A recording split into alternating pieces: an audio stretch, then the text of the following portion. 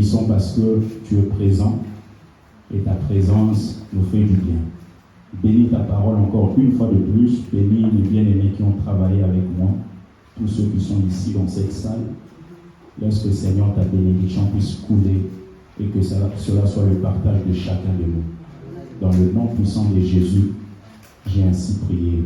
Nous disons tous ensemble Amen. Amen. Acclamons le Seigneur, s'il vous plaît.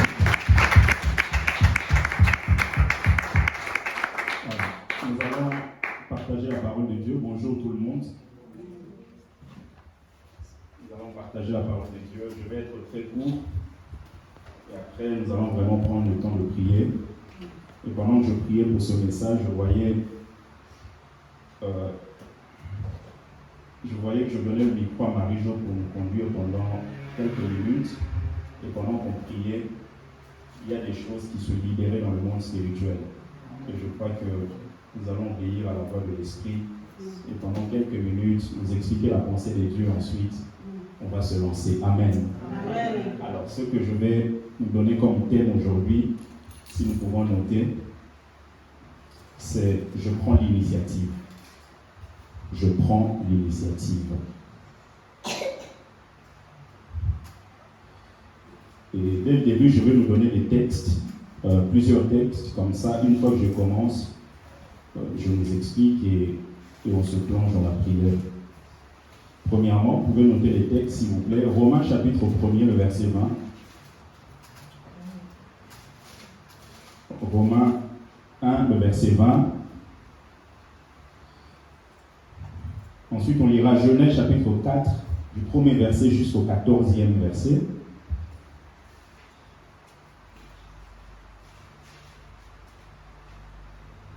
Ensuite, on lira Daniel chapitre 10, le verset 12, du verset 12 au verset 14.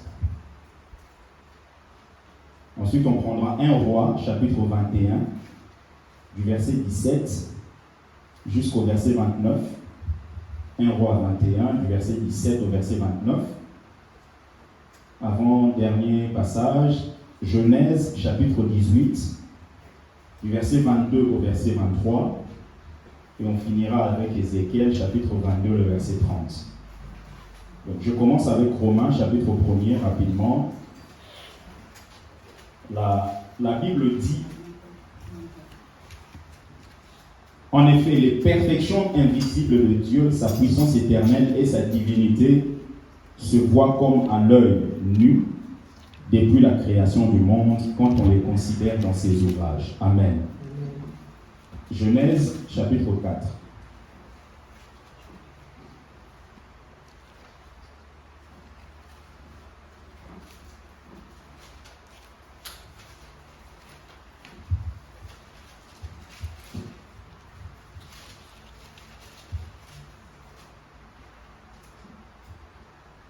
Du premier verset au 14e verset, la Bible dit: Adam connut Ève, sa femme, elle conçut, enfanta Caïn.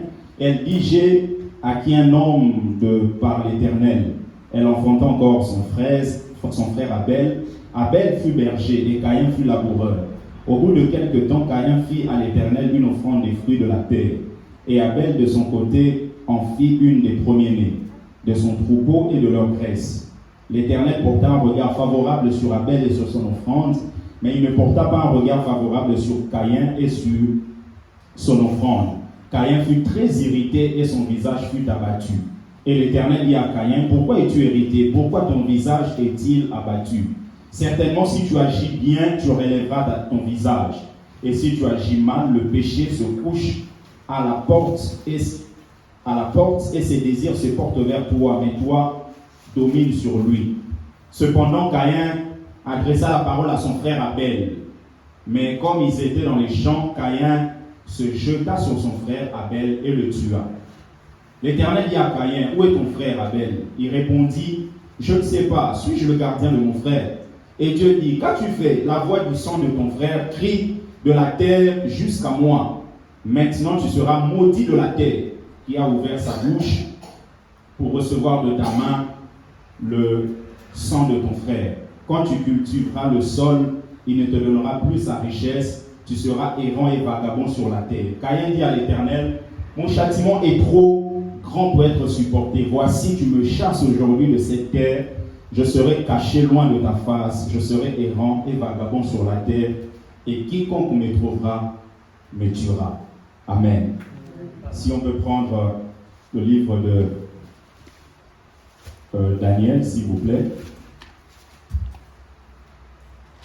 Je vais prendre cette version.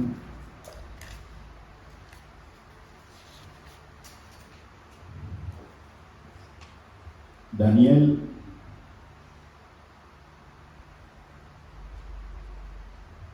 chapitre 10, 12 à 14. La Bible dit, « Et voici une main me toucha et secoua mes... » Je vous ai donné quel texte? D'accord. Alors. Oui, c'est ça.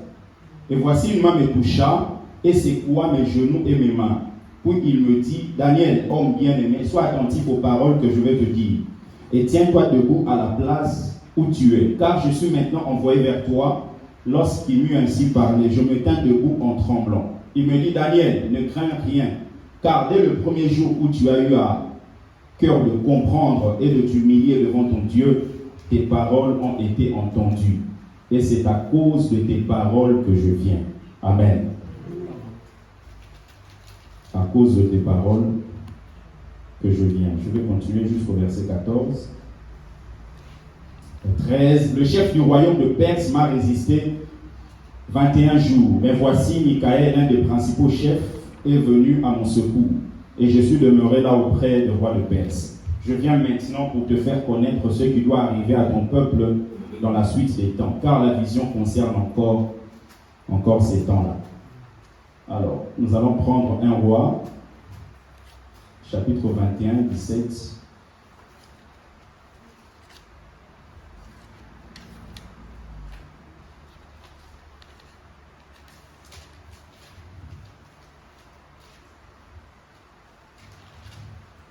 « 17 à 29. Alors la parole de l'Éternel fut adressée à Élie, le Tishbite, en ces mots. Lève-toi, descends devant Akab, roi d'Israël à Samarie. Le voilà dans la ville de Naboth, où il est descendu pour en prendre possession. Tu lui diras ainsi par l'Éternel, ne tue pas un assassin et un voleur.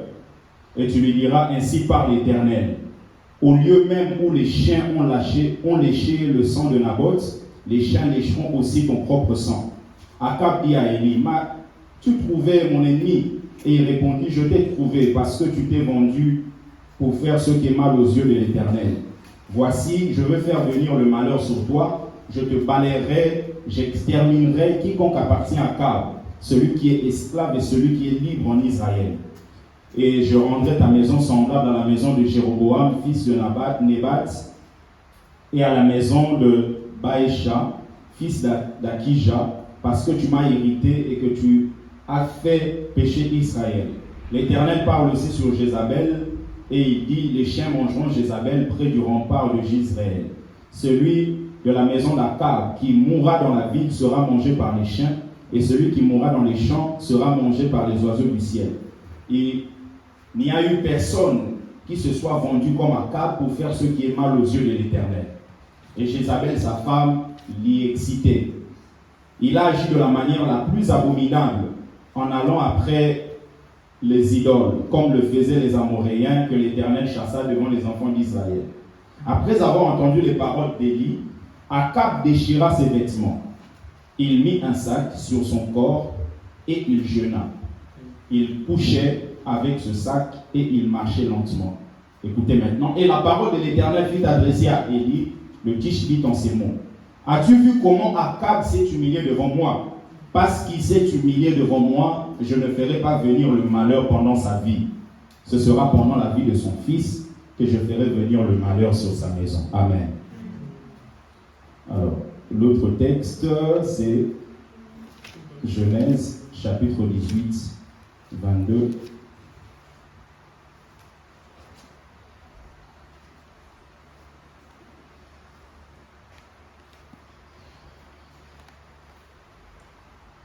Je dis 22 à 24, c'est ça.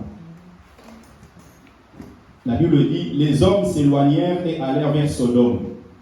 Mais Abraham se tint encore en présence de l'Éternel. Abraham s'approcha et dit, feras-tu aussi périr le juste avec le méchant? Peut-être y a-t-il 50 justes au milieu de la ville. Le feras-tu périr aussi et ne pardonneras-tu pas à la ville à cause des 50 justes qui sont au milieu d'elle? On va terminer avec Ézéchiel. Ézéchiel chapitre 22, le verset 30.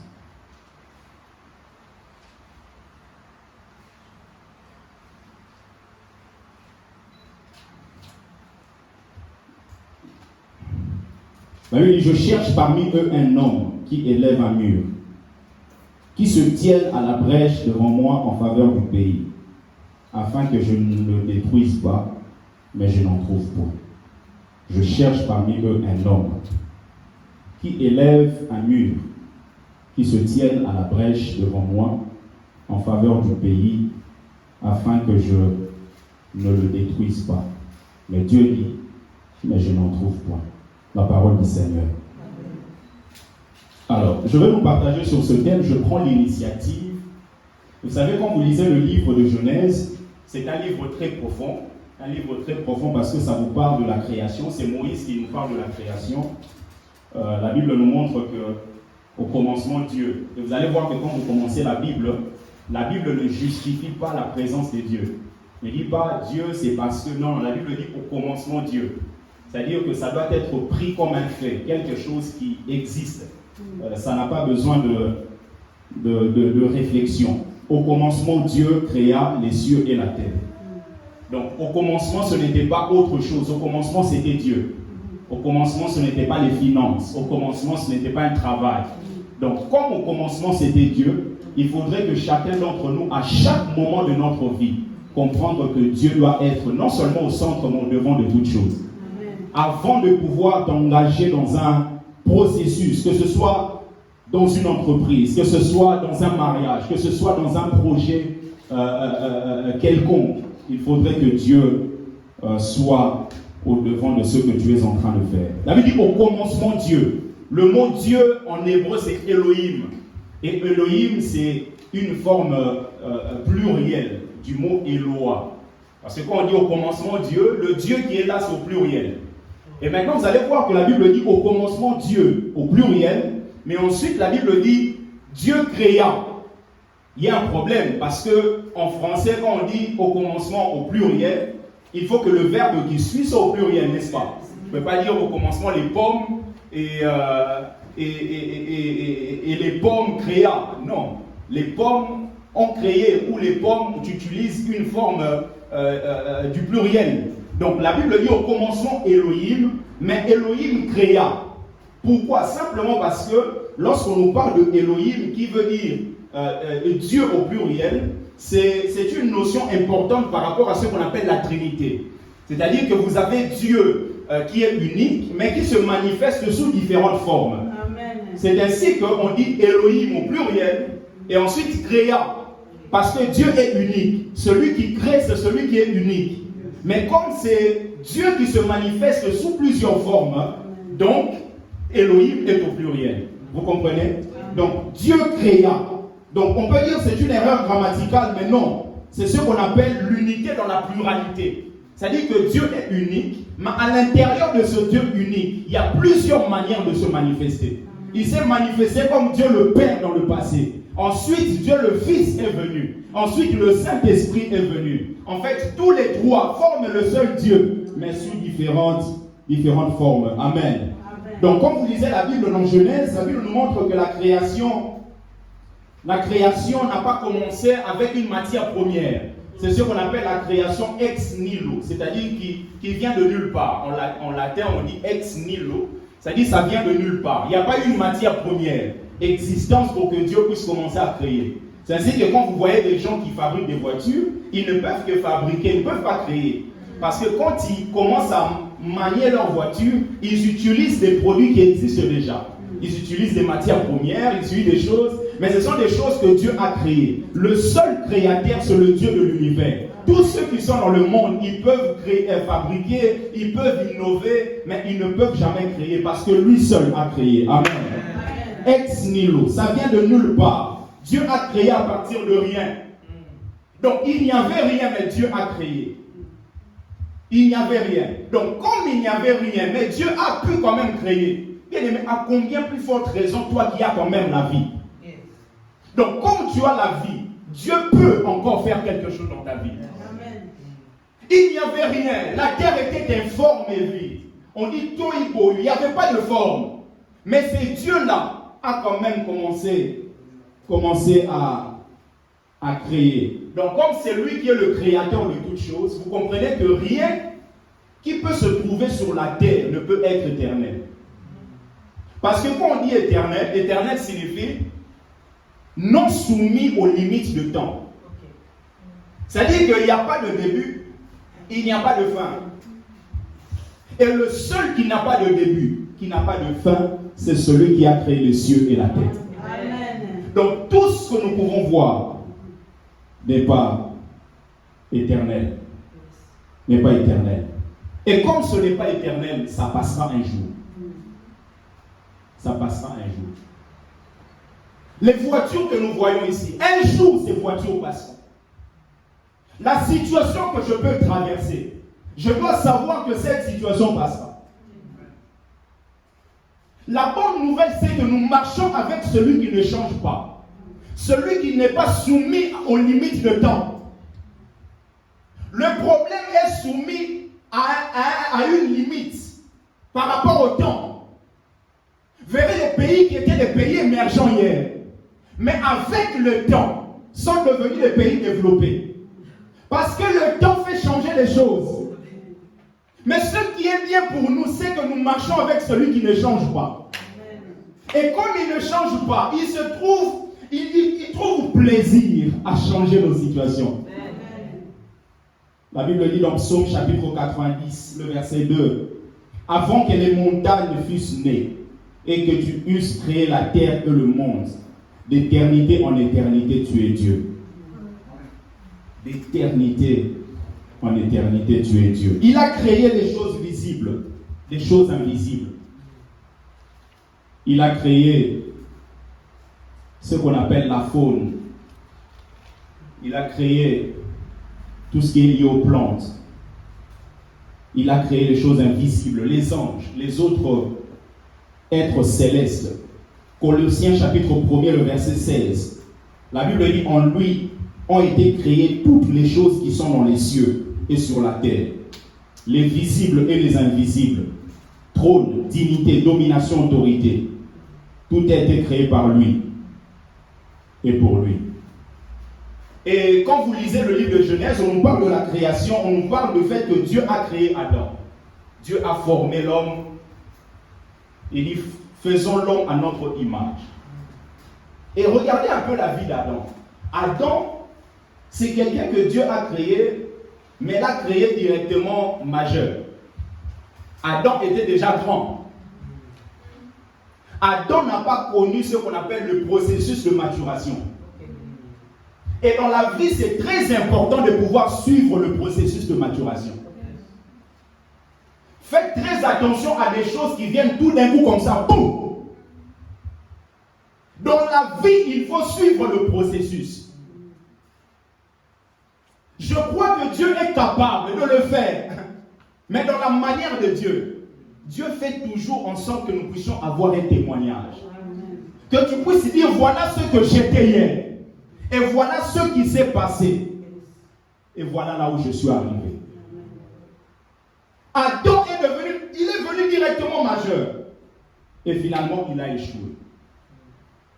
Mais le deuxième Adam, qu'on appelle Jésus, lui, il n'est pas venu directement grand. Lui, il a suivi le processus. La prophétie déjà annonçait depuis Esaïe. Un enfant nous est né. Un fils nous a été donné. Ce ne sera pas quelqu'un de majeur directement. Ce sera quelqu'un qui sera d'abord petit. Et la Bible déclare qu'il grandissait en grâce, en statut et devant le Seigneur. Donc ce Dieu-là a pris soin de commencer avec lui de bas âge. Je prie au nom de Jésus, comme on a commencé cette église, même à la maison, ce Dieu qui est le Dieu de processus, il nous emmènera de gloire en gloire. Il amènera ta famille de gloire en gloire. Tu as commencé ton mariage, vous n'avez pas d'appartement, vous n'avez pas de maison, vous n'avez pas beaucoup de choses. Mais jour après jour, Dieu vous conduira. Il vous emmènera dans la gloire. Je déclare au nom de Jésus. Tu as commencé ta vie en Europe. Tu n'as pas oublié les gens. Tu n'as pas oublié les familles. Et le Dieu qui écoute les prières, il t'accompagnera jour après jour. Il ne t'abandonnera pas. Il ne te laissera pas. Laisse les autres avancer. Laisse les autres avancer. Toi, ton temps arrive. Toi, ton temps arrive. Toi, ton temps arrive. Est-ce que quelqu'un peut dire Amen? Le Dieu qui aime le processus, il aurait pu prendre Joseph, l'imposer directement à Pharaon. Mais Dieu ne l'a pas fait. On l'a d'abord vendu. Il se retrouve chez Potiphar. Chez Potiphar, il se retrouve en prison. Et en prison, c'est alors qu'il interprète le songe. Et ensuite, il va chez Pharaon. Je prie au nom de Jésus. Les situations que tu traverses, tu penses que peut-être les gens ne t'aiment pas. C'est simplement la voie par laquelle Dieu utilise pour que demain tu sois devant Pharaon. Je déclare au nom de Jésus, tu ne mourras pas. Tu ne mourras pas. La beauté de la flore. La flore, c'est l'ensemble des plantes. La faune, c'est l'ensemble des animaux qui vivent dans un endroit. La beauté de toutes ces choses reflète la gloire de Dieu. La gloire de Dieu. C'est vrai, en tant qu'humain, très souvent nous mettons en avant des choses qui sont sans vie. Des choses qui ne comptent pas devant Dieu. Des choses qui ne comptent pas. Vous avez un homme qu'on appelle Caïn. Avec son frère Abel, ils ont offert à Dieu. En fait, offrir, c'est mettre en avant quelque chose. Vous mettez en avant quelque chose, vous voulez que Dieu agrée. Caïn a mis en avant quelque chose, Abel a mis aussi en avant quelque chose. Mais la chose mise en avant par Caïn ne comptait pas pour Dieu. Caïn s'est battu. Caïn a cultivé le sol. Mais Caïn s'est battu sur une chose que Dieu ne considère pas. Quand vous regardez ces deux offrandes, vous allez voir que l'offrande de Caïn, c'est le fruit de ses efforts. Caïn s'est battu, il a cultivé le sol. Il s'est battu, il a transpiré.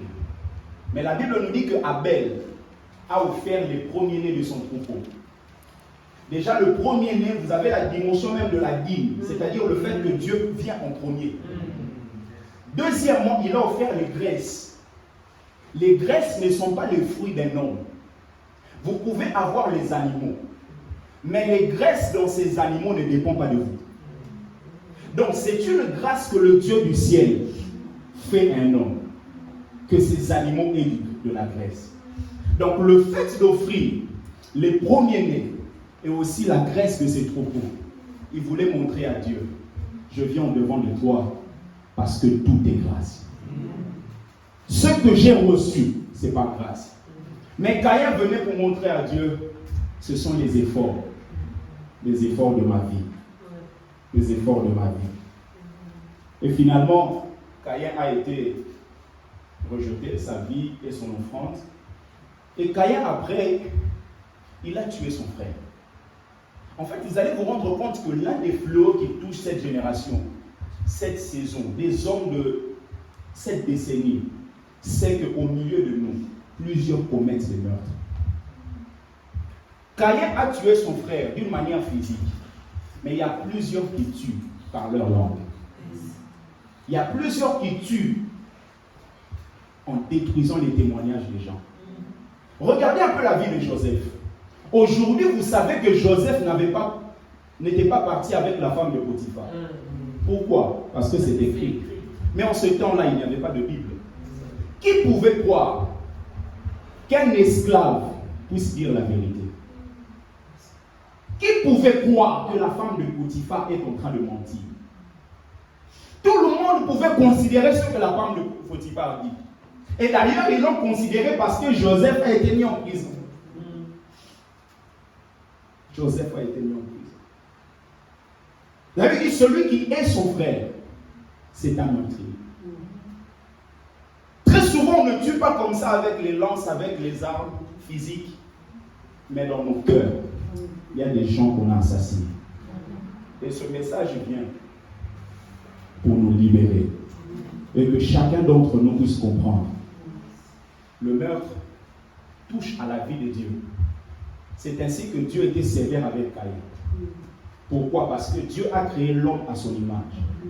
Et quand vous tuez l'homme, vous tuez l'image de Dieu. Et finalement, Caïn a reçu la malédiction. Et cette malédiction fait que Caïn commence à dire: celui qui me verra me tuera. Qui lui a dit que les gens qui vont le voir vont le tuer? Parce que quand la malédiction repose sur la vie d'un homme, cette personne croit que toutes les autres personnes lui veulent du mal. Vous commencez à marcher avec des suspicions. Vous commencez à soupçonner les gens. Vous voyez une maman dire: elle est bizarre, je ne connais pas son nom. Mais l'état d'âme, tu connais l'état d'âme de ton patron, tu connais l'état d'âme de ces gens. Tu commences à soupçonner les gens simplement parce qu'il y a quelque chose qui se repose sur toi.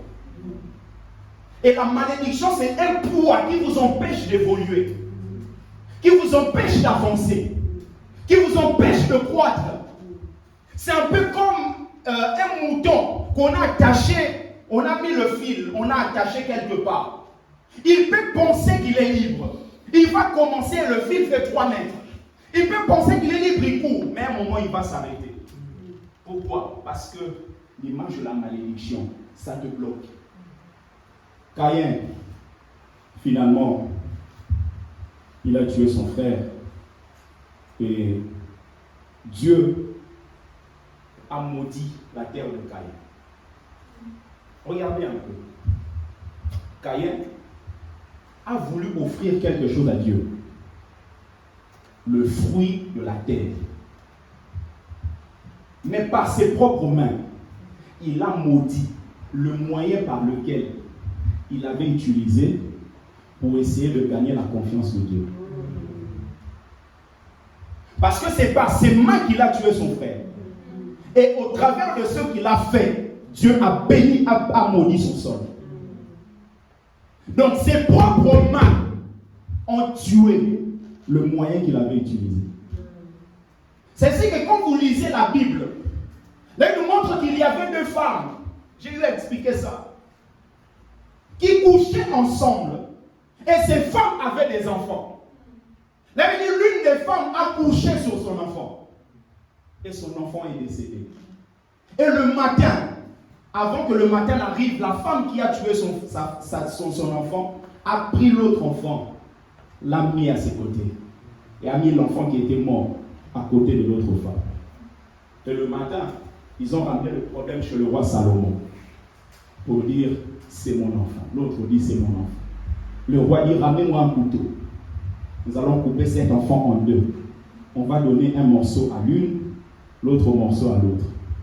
Et la Bible déclare que la femme à qui appartenait cet enfant a senti des entrailles bouger au-dedans d'elle. Pourquoi? Parce qu'une mère ne peut pas vouloir qu'on tue son enfant, qu'on lui donne une partie. Il dit: non, ne tuez pas l'enfant. L'autre dit: non, on va tuer l'enfant.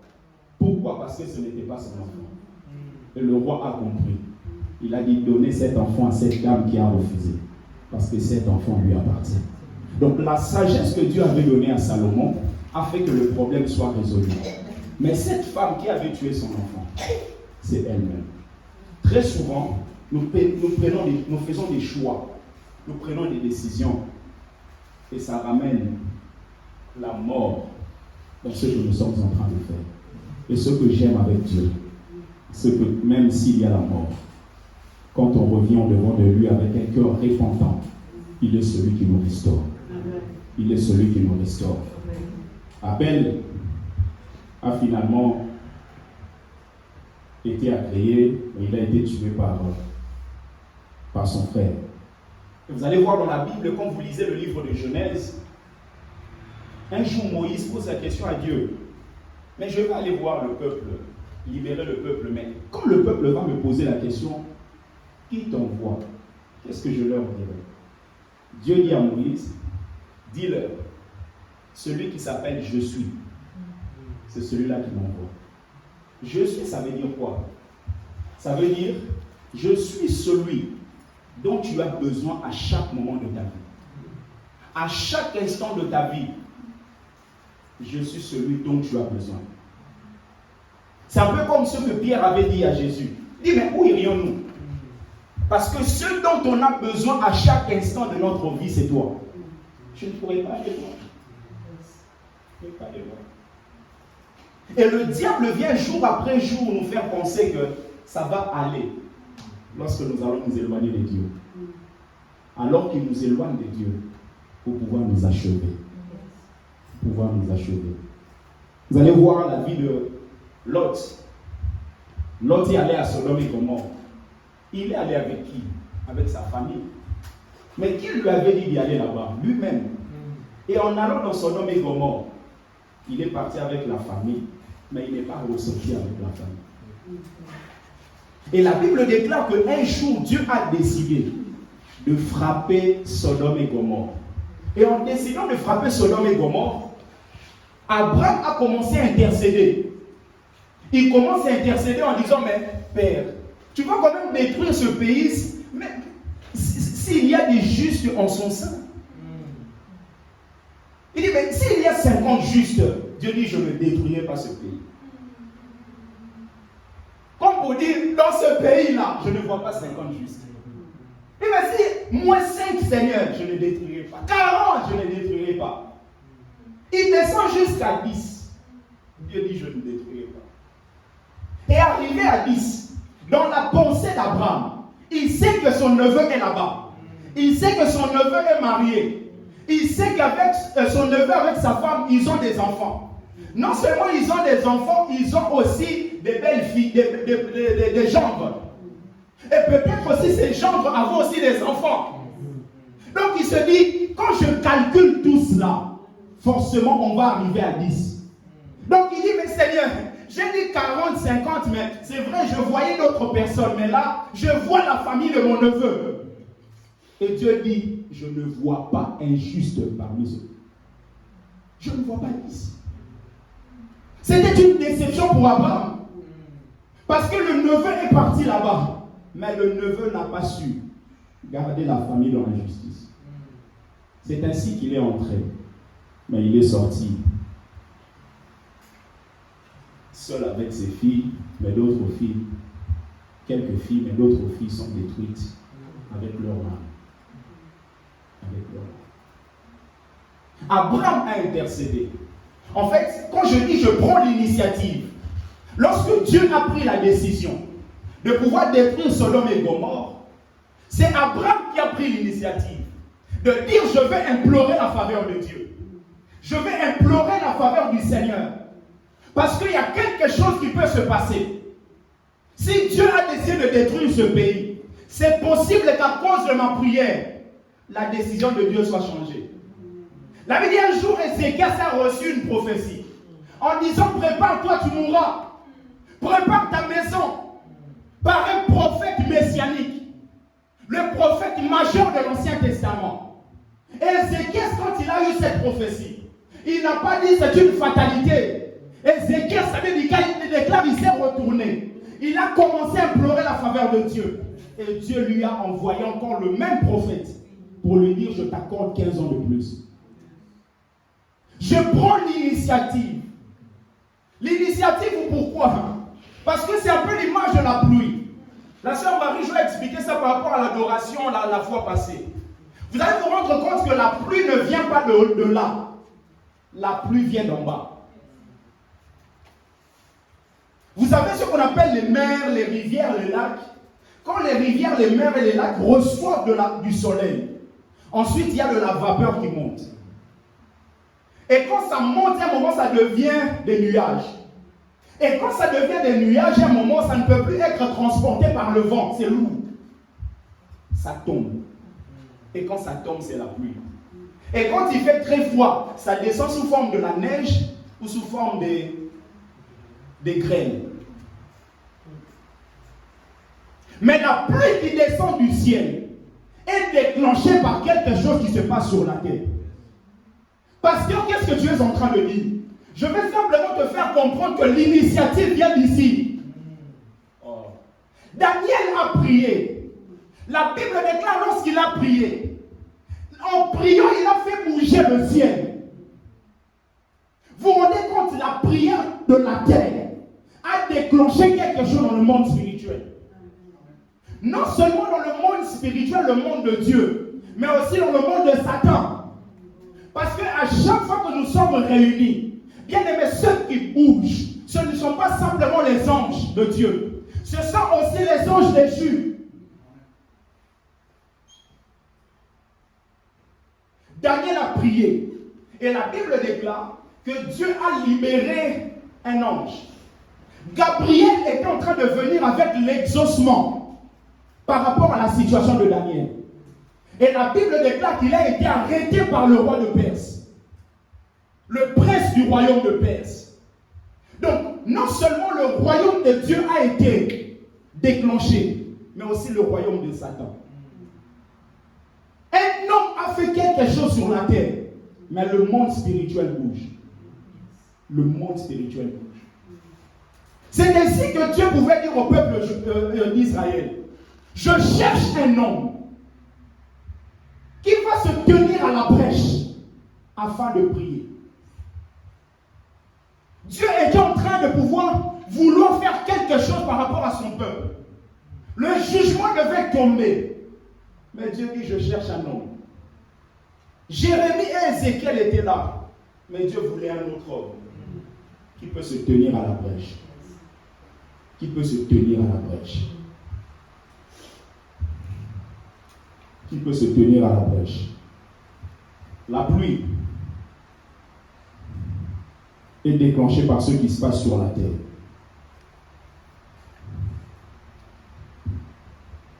C'est ainsi que vous voyez Akab. Akab qui est un roi méchant. Un roi qui n'obéit pas au Seigneur. Il a reçu la parole venue du prophète Élie. Pour lui dire, voilà tout ce que je veux faire par rapport à la maison d'Akab. Et la Bible déclare qu'Akab a commencé à jeûner, à humilier son âme. Un roi méchant. Dieu dit, voilà Élie. Akab s'est humilié. Ce que j'ai résolu de faire, je ne le ferai pas avec lui, mais avec ceux qui viendront par la suite. En fait, Akab, un roi méchant, a suspendu le jugement de Dieu. Si Akab, un roi méchant, arrive à suspendre le jugement de Dieu, à combien plus forte raison, toi et moi, parce que nous sommes ses enfants. Parce que nous sommes ses enfants. Parce que nous sommes ses enfants. Comme la pluie vient de ce qui est sur la terre, alors ta prière va déclencher quelque chose dans le monde spirituel. Je voulais que nous écoutions ça pour que cela nous booste dans la prière. La prière marche et Dieu écoute ses prières. Il écoute ses prières. Il écoute ses prières. Dieu écoute ses prières. Écoute ses prières. Pour terminer, Jacob, quand il est en train de fuir son frère Ésaü, il est arrivé dans un lieu qui s'appelait Luz. Et par rapport à ce qu'il a vécu, il a appelé ce lieu Bethel, qui veut dire maison de Dieu. Jacob voit les anges de Dieu monter et descendre. D'une manière simple, les gens savent que les anges sont là-haut. Mais pourquoi ça ne descend pas ensuite ça monte? Mais ça monte et ça descend. Simplement pour nous montrer que le mouvement dans le monde spirituel, d'une manière très générale, débute avec ce qui se passe ici sur la terre. Ce qui se passe sur la terre. Il dit, quand un injuste se répand, il y a une fête au ciel. La fête au ciel est déclenchée par qui et par quoi? Par ce qui est fait sur la terre. Donc la terre peut faire bouger le ciel. Peut faire bouger le ciel Et ce midi, nous allons chercher la face de Dieu. Que le ciel bouge. Rien n'est impossible à Dieu. Rien. Si tu vas te mettre à genoux, si tu vas être debout, tu vas taper les mains. Mais s'il vous plaît, j'aimerais que nous ne puissions pas rester silencieux. Que nous puissions prier Dieu. Prier Dieu. Prier Dieu. Pendant 20 minutes, nous allons chercher la face de Dieu. Que le ciel s'ouvre. Que le ciel s'ouvre. Que le ciel s'ouvre. Que le ciel s'ouvre. Que quelque chose se passe dans ta famille. Que quelque chose se passe dans ta vie. Que cette maladie qui a longtemps duré disparaisse. Que ce problème de famille disparaisse. Que cette complication soit résolue. Est-ce que quelqu'un peut acclamer le Seigneur?